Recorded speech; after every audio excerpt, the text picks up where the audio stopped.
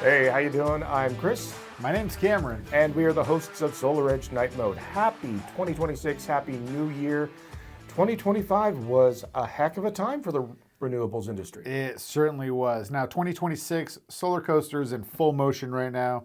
I think there's a lot of new code adoption happening this year. There's a lot of new policies happening this year. So I think it would be a great time to talk about those things and maybe make some predictions about what's going to happen in 2026. Ooh, absolutely. With the disclaimer that it's just this guy and this guy coming up with our predictions for what we think might happen and listening to your predictions as well.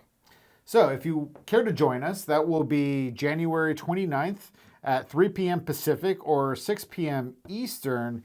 Join us for a frosty beverage. We can have this conversation. And if you're doing dry January, just bring a soda or a water, whatever you like. Whatever makes you happy. But we look forward to seeing you January 29th live here on YouTube. Link in the description below. And stay sunny. Stay optimized. Cheers.